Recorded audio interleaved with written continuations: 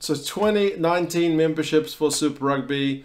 It's time for a look at the Australian teams, the 4 Australian teams. I'm not including the Sunwolves, just the ones in Australia.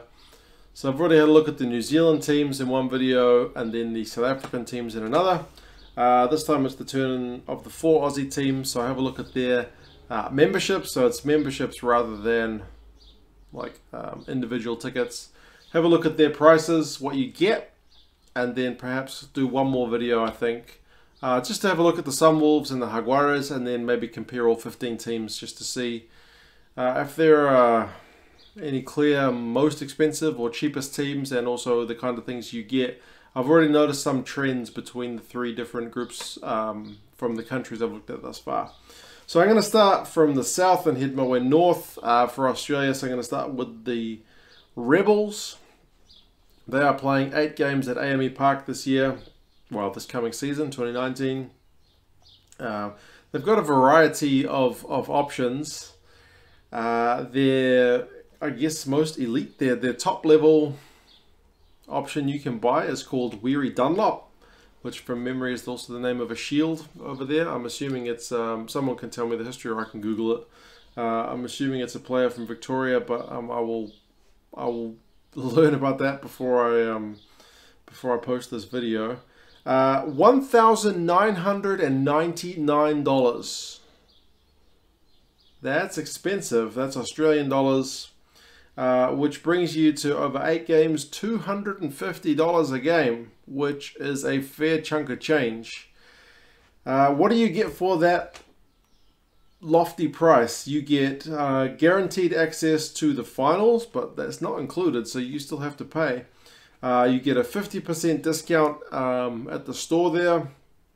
You get to attend club functions before, during, and after games.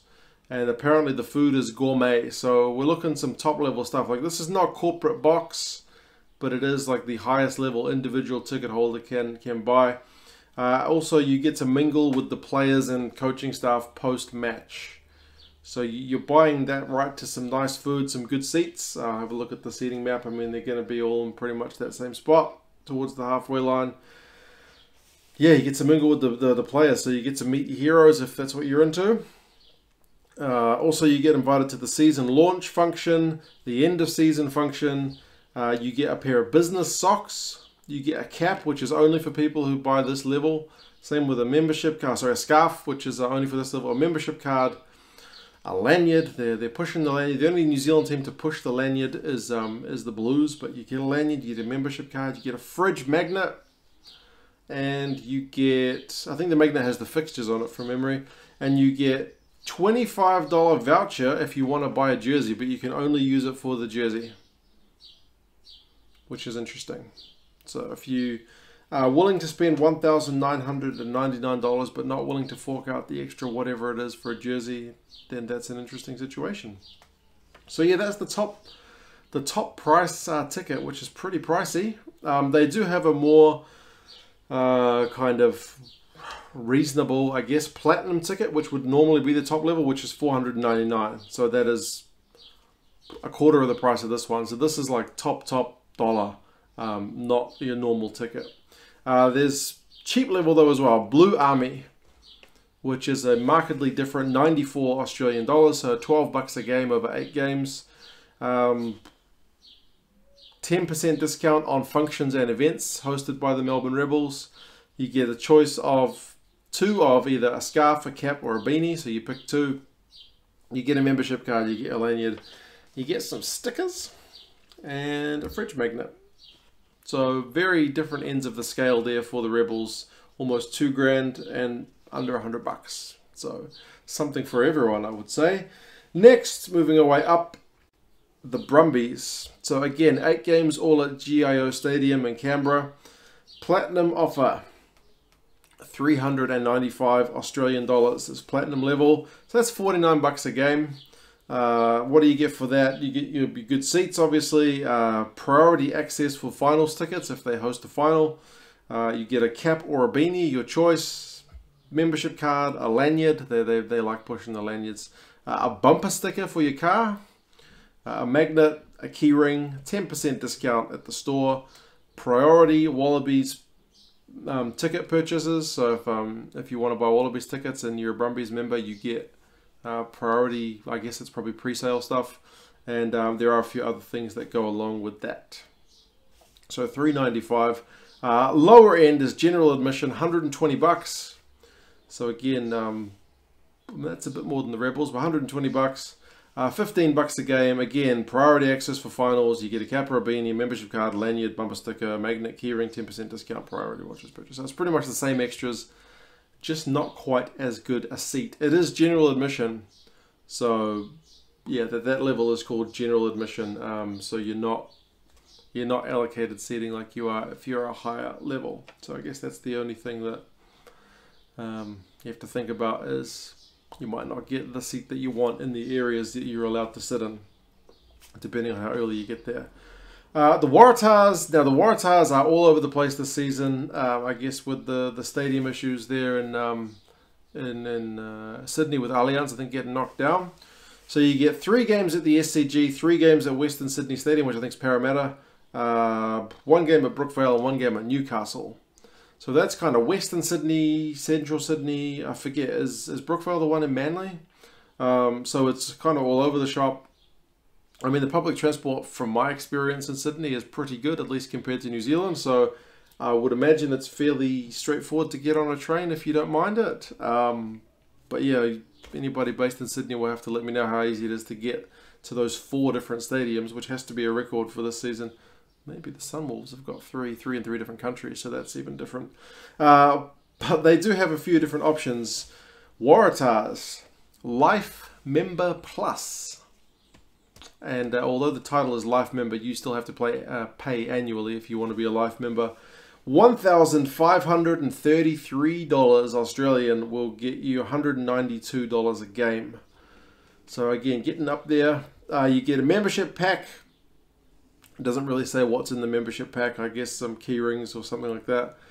You get to attend a match day function. I think it's every match day with the players and the staff. The staff, I think, only come out at the end of the game, because that makes sense. You get a 20% discount at the store. You get a option to buy tickets from the pre-sale for any home finals. So again, it's not included in the ticket price, but you get that first option. Wallabies pre-sale, Sydney Sevens pre-sale, and you get tickets to the Shoot Shield Grand Final, which is the club competition held over there in Sydney. So there are other offers and discounts as well, but yeah, that's the main part of it. Obviously, you got to be willing to travel to those 4 different stadiums if you want this package, but yeah, $1,500. Cheaper end, again, it's called general admission. It's $127, which brings you to $16 a game.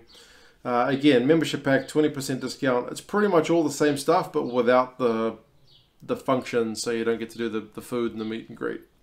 It's pretty much what you're paying for. Also, I did read the terms and conditions, that Life Member thing. There's stuff like if you get drunk and act like an idiot, then they can kick you out. So it's not... You're not all that important just because you're paying $1,500. You still got to be on pretty good behavior, from what I read.